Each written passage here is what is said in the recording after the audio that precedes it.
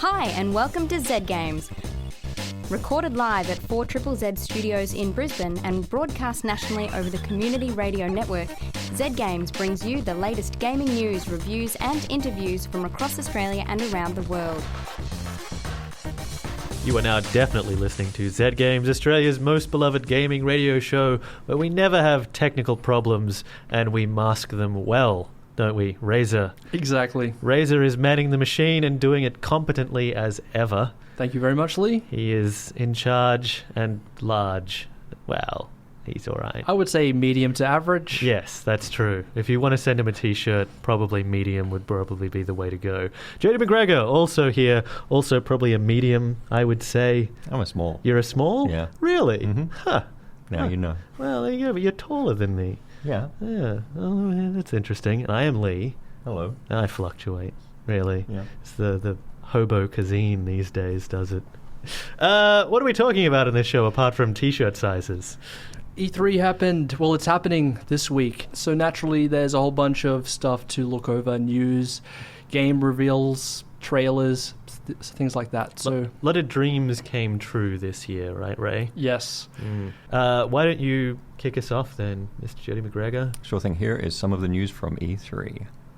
Sony announced a Kickstarter campaign for Shenmue 3, which was launched at the same time as the announcement. The game will be a sequel to the open-world Dreamcast game. The campaign has a target of $2 million, with the rest of the funding to come from Sony. After 24 hours, the campaign is close to $3 million.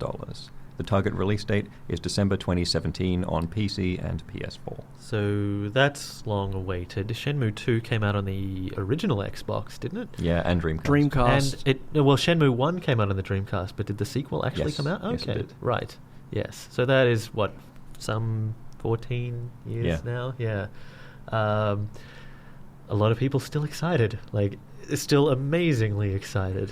Has anyone here played them? Because I haven't. I played the first one on the Dreamcast based on the fact that everyone was really into it, but it has far too many QuickTime events that are awful. And that's where they kind of came from there as well, and they're still a bad idea. So that's a shame. Mm-hmm. But, you do get to drive around in a forklift and talk to people on the docks and collect toys. It's kind of an open-world crime game, right? Yeah. You join a gang. Yeah, you're trying to solve your dad's murder. It's not like when you say open world crime, people think Grand Theft Auto. It's not quite that, but it sort of inspired a lot of that stuff as well. Yeah, it's an open world something game. Did you ever play it, Ray? I didn't play it because I didn't have a system that would play it. Well, who had a Dreamcast? Yeah. But former Z Games host DJ Lame, who now does a show on Friday night called Electric Crush, he would have been weeping with joy at this announcement. I saw that he backed it. Yeah. He's very, very keen. Well, it's $29 to secure a digital version of the game, which is $29 US, of course, but that's still quite cheap, I think. Yeah. I find it incredibly unethical for developers that have the backing of huge billion-dollar publishers to be using Kickstarter just to gauge interest in a game that they know they'll be able to make anyway. I think that is violating what Kickstarter should be used for. So that's not cool. But I don't want to take this away from people who are really into Shenmue, because those guys are very, very sad, and for once they get to be happy about something. So hooray for Shenmue fans. Yeah, just going back to the ethics of the Kickstarter thing, as well as what you mentioned, having such a low target of $2 million, it also gives the impression that that's how much this game is going to cost. Yeah. Which kind of, it's not going to cost $2 million. It's going to cost many times more, that maybe $40-50 million. Well, the first one had a budget of $70 million for the Dreamcast, and this is going to be a much bigger affair. So So when people see Kickstarters for $50,000 and they say, well, they made Shenmue 3 for $2 million, so you guys don't deserve that much. I mean, it just sort of devalues the game development process in a lot of consumers' minds, perhaps. Yeah, it's a massive problem with the way that people or entities are using Kickstarter, not so much people.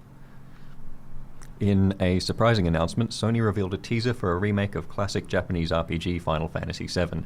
No release date was given, but it has been revealed that the game has been in development for a year. This was part of the extended part of the Sony presentation where they got a genie on stage and he just granted the wishes of people in the audience.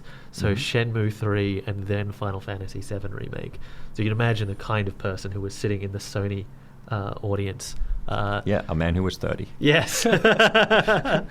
Ray, you're a man who was 30-ish. Yes, I have very fond memories of the original Final Fantasy VII. It introduced me to the wonderful world of Japanese role-playing games, and I think for many people as well. Unfortunately, the reason that people have been crying out for a remake is because when you go back and revisit the original Final Fantasy VII, it has aged terribly, very as well as being largely unplayable due to the old school gameplay elements, like the random battles that happen once every 20 seconds, and all of that.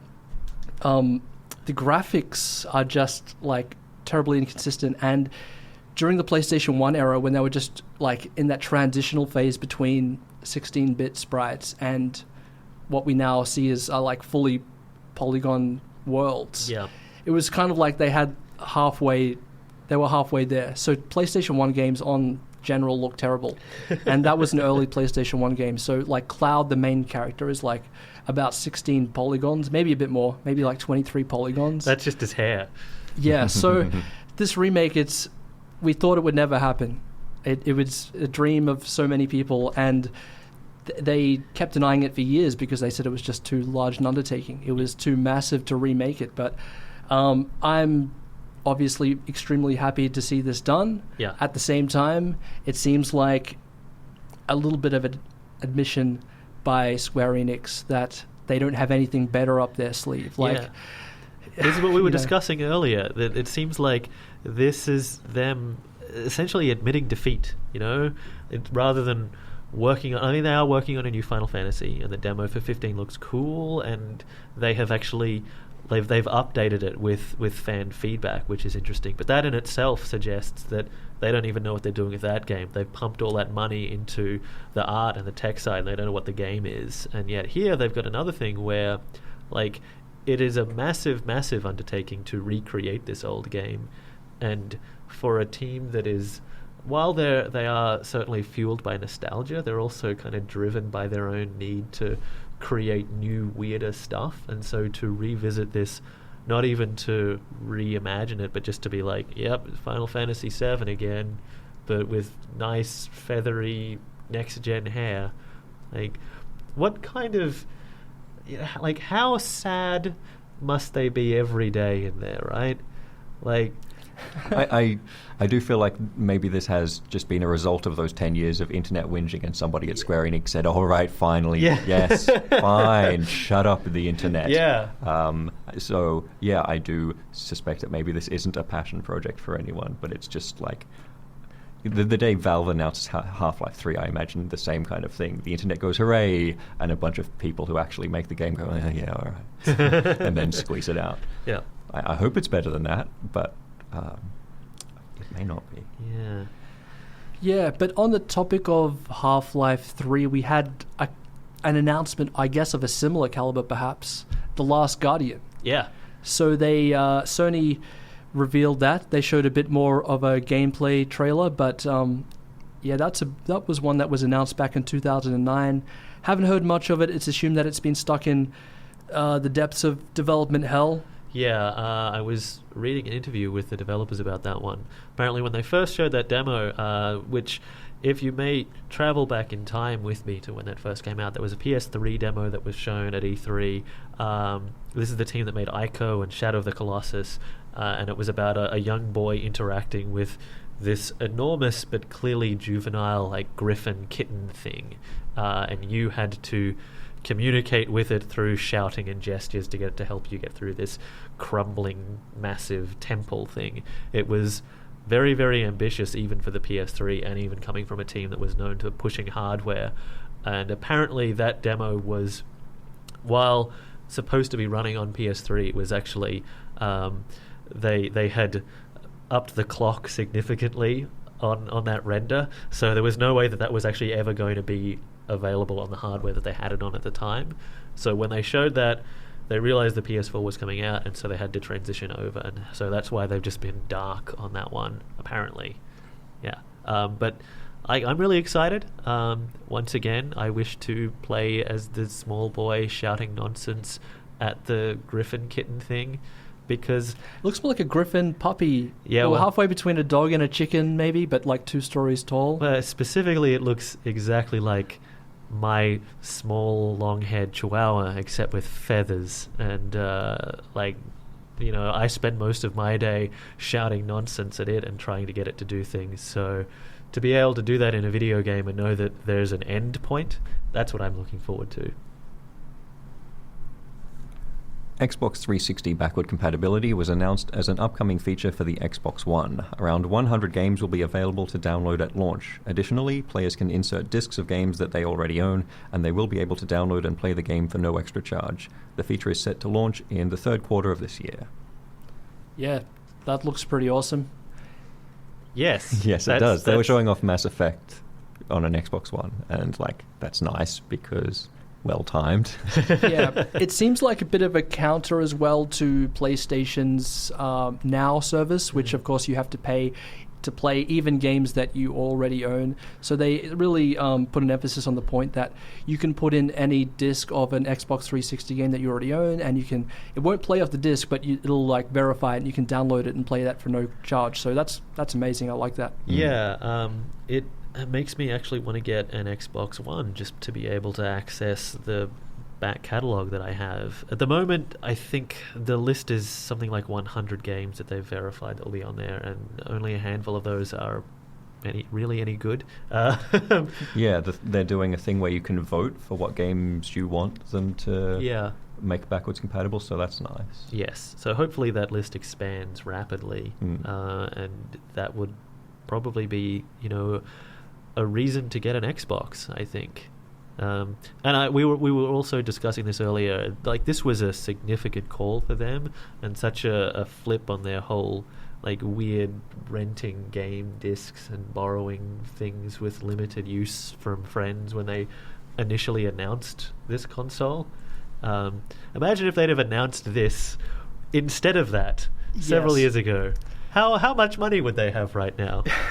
Probably more. Yeah, it's an amazingly consumer-friendly option that they're doing here. I really like it. Yeah. And it shows that, yes, even though the Xbox brand has stumbled a bit in the last couple of years, that they are really trying hard to fix their brand image and, make good with the consumers. So that's good by me. I mean, everyone wins in that scenario. Yeah. Yep. Your move, Sony. Still a bit more to talk about. How about the Oculus VR Microsoft partnership, Jody? Yeah, Oculus VR announced a partnership with Microsoft for the consumer version of the Rift headset, which is scheduled for release in the first half of next year. All Oculus Rift headsets will ship with an Xbox One controller. Xbox One games will be playable on the Rift via Windows 10, though not with full virtual reality functionality. The app will simulate a virtual living room, and the Xbox One game will be played on the virtual television screen. A new touch controller was announced for the Rift as well. The controller is designed for use in pairs and resembles the Wii Nunchuck add-on, but with prominent motion sensing rings. The controller will not be available at launch, but will be available to purchase separately shortly afterwards. That's a very interesting partnership. It's a good way for Microsoft to get around the Morpheus thing that Sony have got going as well. Although then they do seem divided between that and their interest in HoloLens, which for me right now is a much more interesting and speculative technology. I already know the Oculus works, but HoloLens, that presentation was something else, right? Where they were transferring Minecraft from the wall onto the table, and then that was just suddenly there as something that a person could interact with from a god's eye point of view. That was wonderful. I hope that actually works like that. I hope that wasn't all just fakery, which it probably was. Yeah, man can dream. I'd just like to go back to talking about the Oculus Rift and the Microsoft thing for a second. Yeah. I think that's a good move because, people would be using the Xbox 360 controller if it wasn't the Xbox One controller that was bundled in with it, because that's all I've used so far. The thing where you can play Xbox One games in a virtual living room is a little bit silly, I think. I'm not sure how the techniques of that are going to work, like if there's going to be some input lag while the game is processed by the PC. If that's the case, then what the hell are you doing? Like, it's maybe novel for 30 to 45 seconds, but I mean, why wouldn't you just play the Xbox One game I guess through a TV? Yeah, theoretically it could mean that you've got like a massive size display that you're looking at rather than your tinier one. But yeah, maybe also you live in a hovel and you don't want to think about that while you're playing a video game. Maybe you want to think that you're having a nice cruise on an ocean liner. That's what the virtual living room is for. Yeah, but then wouldn't you rather like actually be playing an actual VR game, like using the Sony Morpheus? Maybe. But maybe you live in a hovel and can only afford to engage in one avenue of technology. True, but both of those avenues allow you to escape the hovel, at least temporarily. But talking about the controllers, I think they're pretty nifty, a bit silly looking. They look a bit like the Wii nunchucks, as Jody said, except with a ring. But that was cool because that was the one advantage that the Morpheus seemed to have over the Oculus Rift. Sony's device allowed you to use the Move controllers, which are like batons that you grip in each hand. Yeah. And because they track motion, you could move them around and it appeared as though your hands were waving about, which gave you a much more intuitive way to interact with the environment. So they've sorted that out at least. They do look silly, but cool, which sums up everything about virtual reality. Yeah, and video games in general. Yes. Yeah. But don't tug that thread. something that they also announced, like not in a major way, but might benefit you, Lee, because I know that you suffer from motion sickness when you're using VR stuff. No, it's only whilst hungover that happened.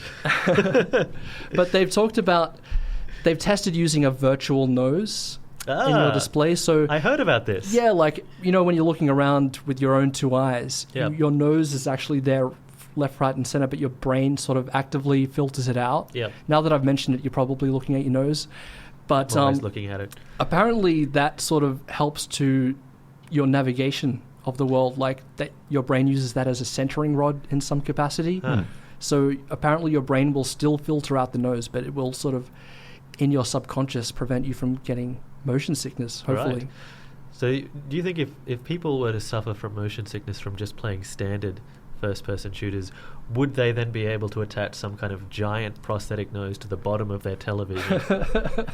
Would that help them?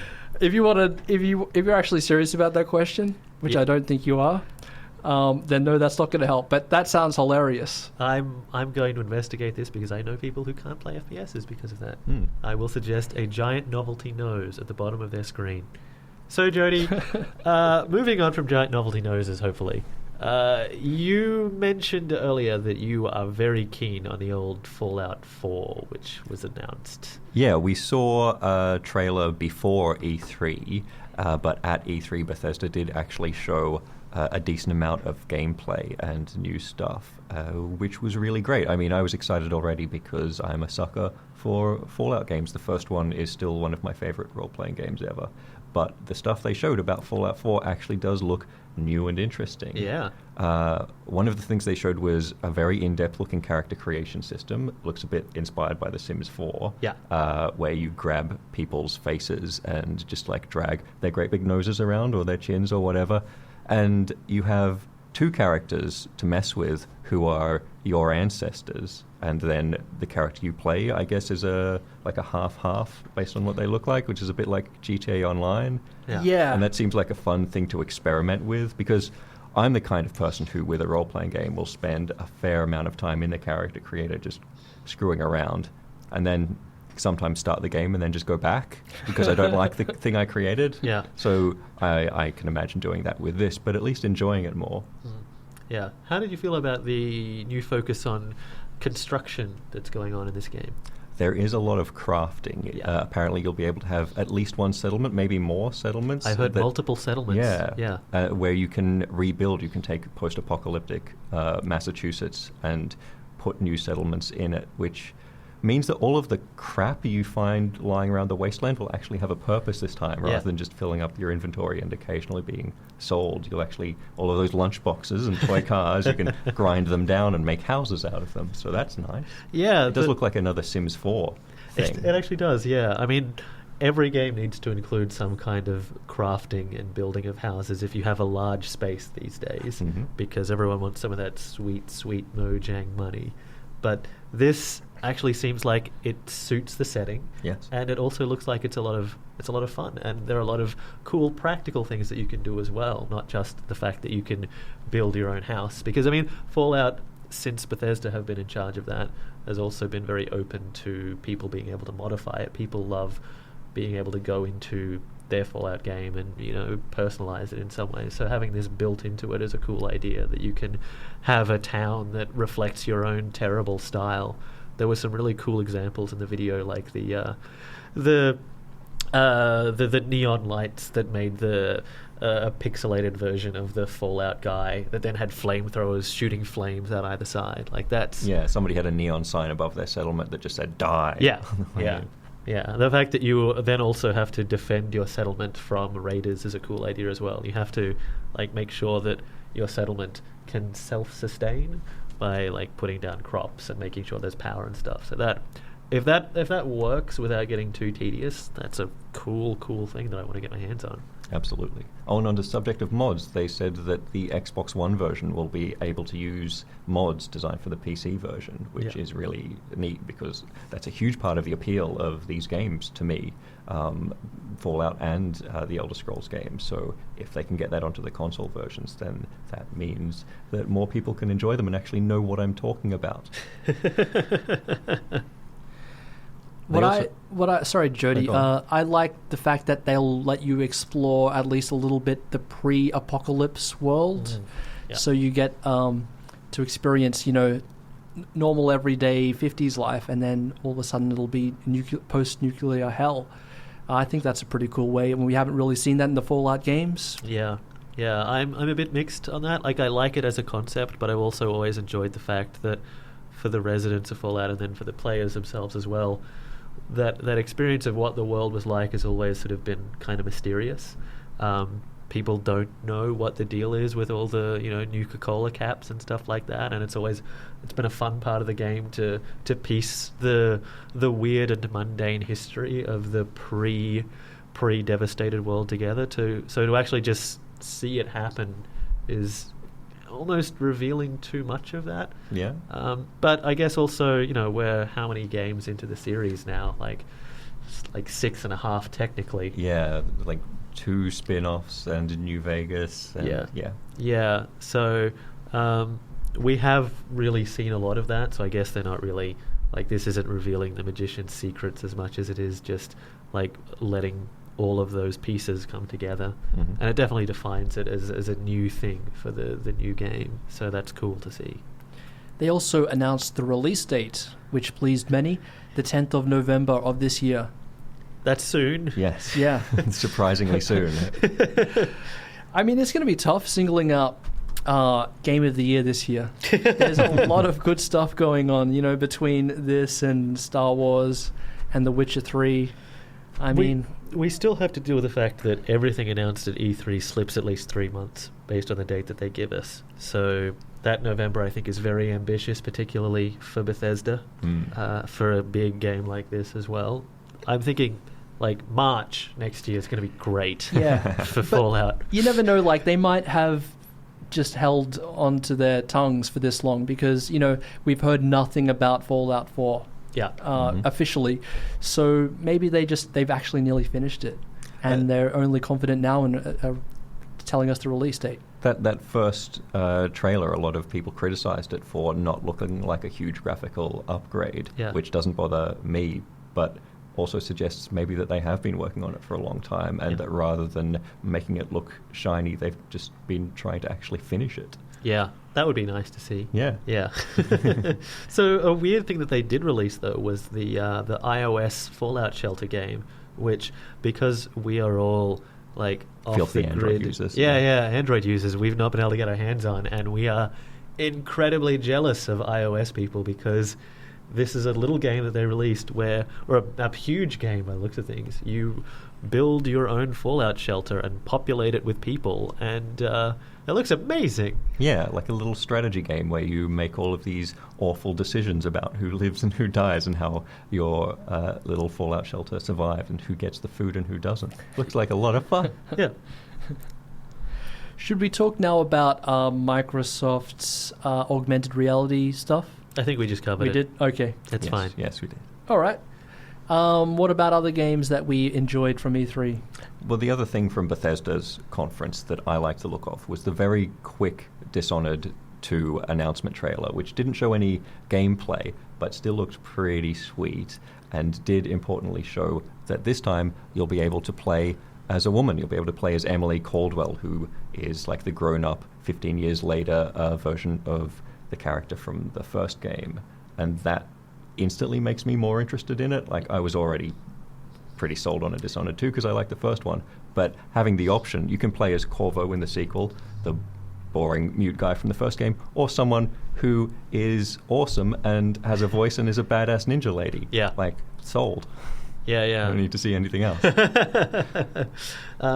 It's so nice to actually see something of this, because we've known that it's been under wraps for ages.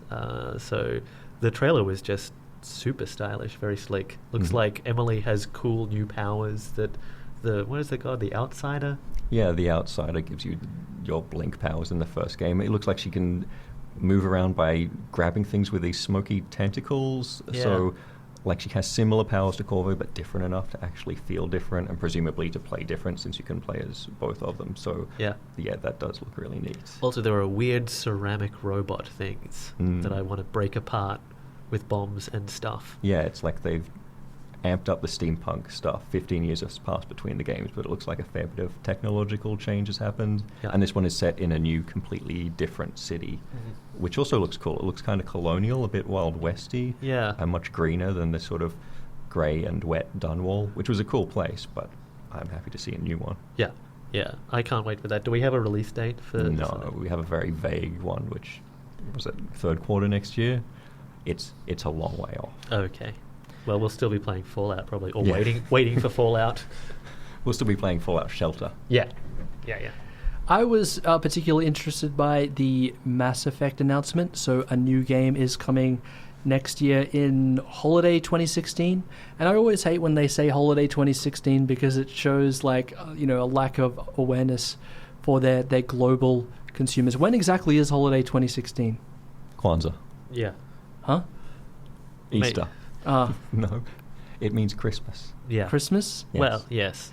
But don't they have a holiday period like around the Thanksgiving Yeah, basically time? it means the period between Thanksgiving and Hanukkah and Christmas. There's a lot that goes on around that November-December point. So that's what they mean.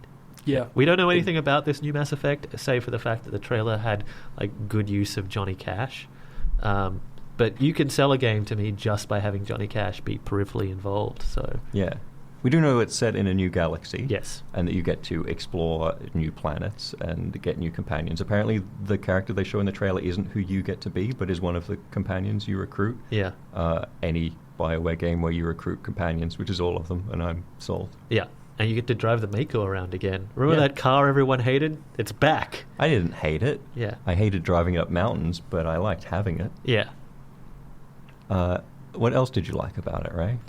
I like the Firefly vibe that they were giving off. I mean, obviously it was just a minute and a half long trailer that showed no gameplay, but from the use of the music and the use of the Monument Valley-esque planet that they were visiting, it seemed to have like this space cowboy thing going on, very reminiscent of like Cowboy Bebop or Firefly. So hopefully that's the kind of thing they're going for here, like exploring the frontiers in a Wild West kind of space environment. Yeah, look, I'm sold on that description alone. So please make it the game as we assume it is based on your marketing material.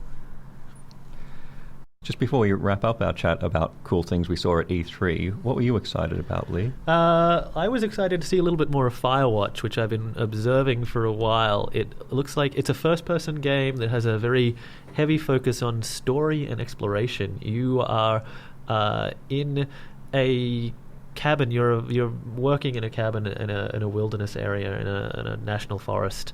You're like a fire warden, right? Yeah, and so you're spending all your time talking to the person in the next watchtower over via the walkie-talkie system. But then the game itself is you going out into the wilderness and like having to find kids that are drinking and littering near the lake and stuff, and then mystery happens. I don't really want to spoil the cool mystery that seems to be building, but every trailer that they've released balances out this fun looking like mundane like wandering through forestry while having branching dialogue with excellent voice cast people, and then suddenly like, oh, I don't know what's going to happen next. I desperately want to play this game. And they showed us some new footage that ended on exactly that same note where I was like, this looks like this will be fun. Oh my god. Yeah, like, it's a good twist. Yeah, I really want to know what the deal is with this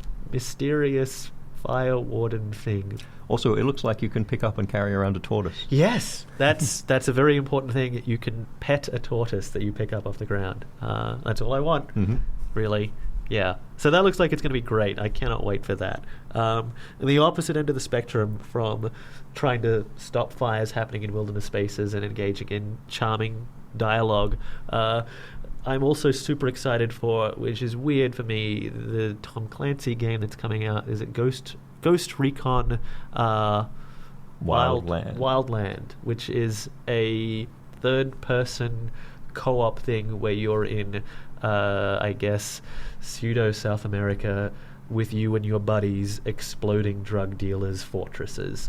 Now, Ray and I played a lot of Far Cry 4, and the best stuff every time was when we would decide to take a fortress together, and we would be just sitting and observing, and then coming up with our strategy, and then seeing how badly Ray can mess it up with his terrible sniper skills. And I can't wait to do that with other people as well in this game that seems even more insane. Like, that's the whole game as far as I can tell.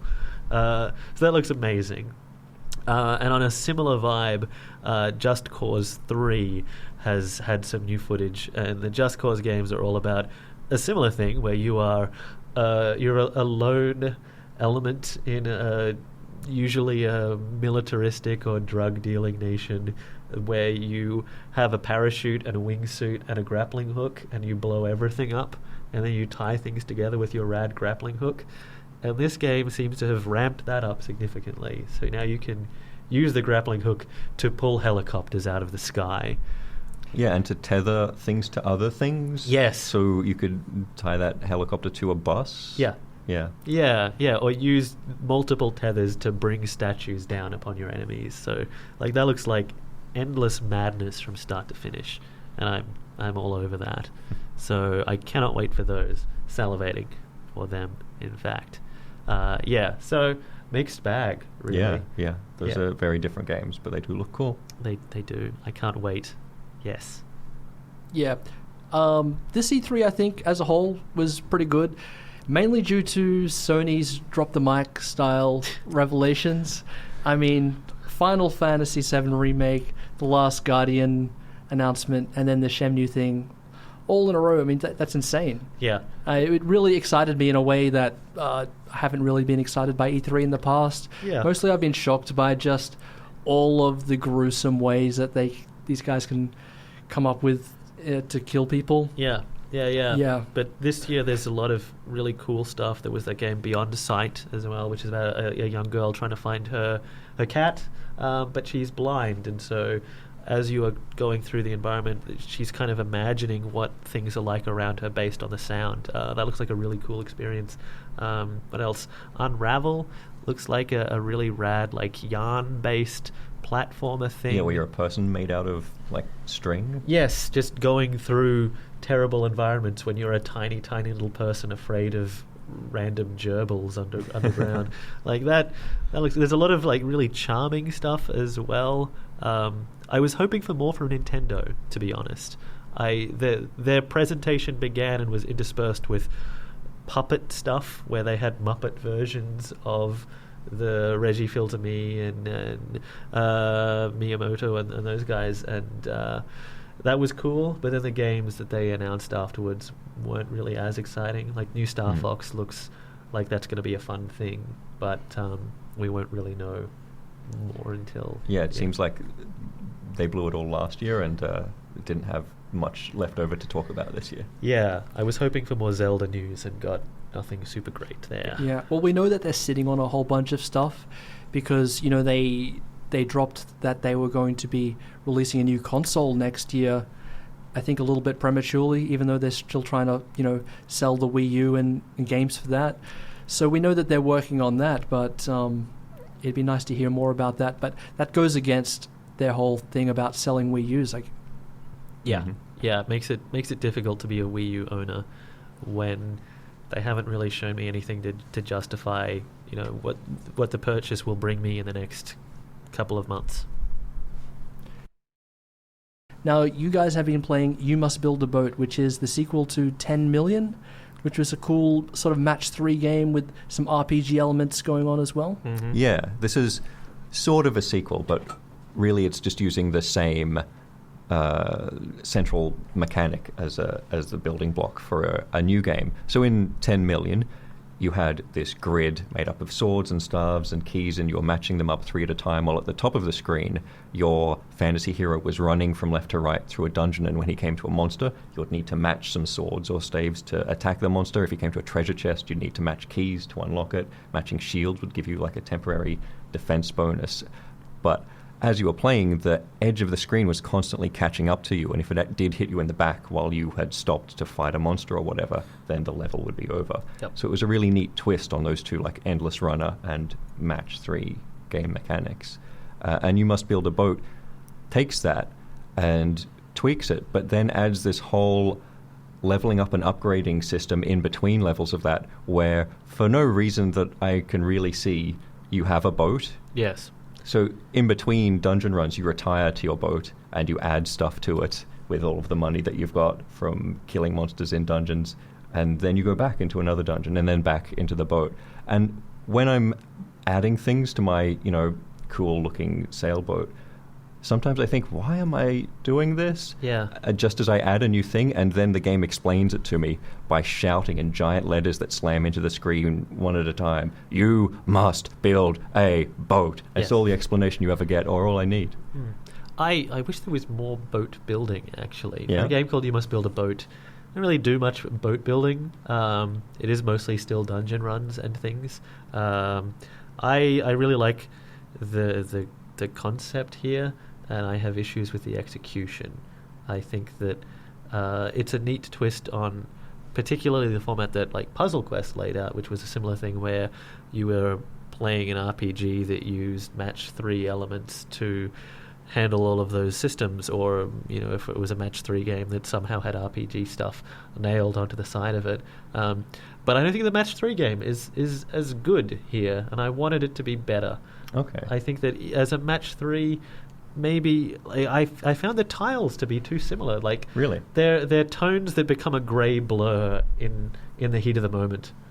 I didn't have that problem. Like the swords are blue and the staves are red and the keys are green. Yeah, but they have there's an image in the middle of those as well that kind of, when you're scanning across the whole thing, they're also like, there are 2 tertiary colors in there as well, or 2 or 3 tertiary colors, and those are all like, from afar, those are grays. And that, like, it was weird to me to suddenly realize that, like, the fact that this thing doesn't have distinct colors for each thing, or doesn't have like just big gems or whatever, actually makes it harder to play the basic gameplay, which you didn't find. So bully for you, Jody Macgregor. Well, it's interesting. It's been a long time since I played Bejeweled 3, but I did play the hell out of Bejeweled 3 because screw you, it's great. Yeah. I'm tempted to go back now and compare the two and see if I do find it a lot easier, because I did find You Must Build a Boat to be a tricky game, but I didn't think that it was because I was having trouble telling the colors apart. Maybe it is harder, but I think it was just the speed of it and the fact that you're looking up at the top of the screen to see, like, oh no, it's a monster. Sometimes the dungeons have like fog or darkness or other things to deal with. There are traps that fly along it and you have to match what the trap is holding to defuse it. That's what made it hard for me. But enjoyably hard? Yeah, I liked the concept of the split screen thing, but I also found that ultimately you're only looking at one and not being able to actually enjoy the other. Like, it's a great idea that I just don't think it works. Yeah. I wish it did. I wanted to like this game a lot more than I ended up actually liking it. I think that it frustrated me more than it dragged me back to it, and it reminded me that Puzzle Quest was great.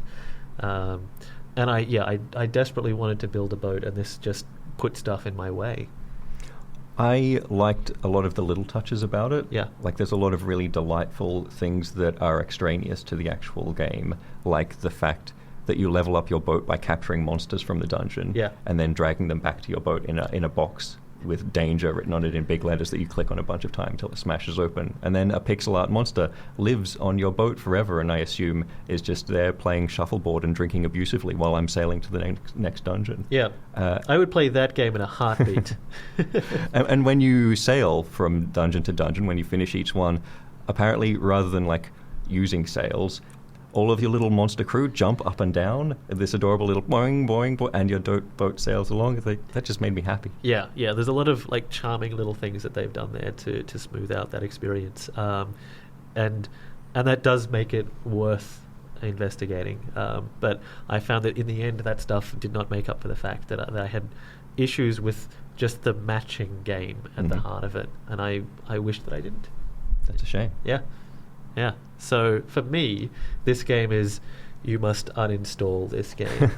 You must ask for a refund on this game. Yeah. That is You Must Build a Boat, and that's available for iOS, Android, and the PC. Mm-hmm. Yes. Thank you very much for that, guys. We'll be back next week. So have a good night, farewell, auf Wiedersehen, and all that good stuff. Catch you guys next week. Bye. Bye.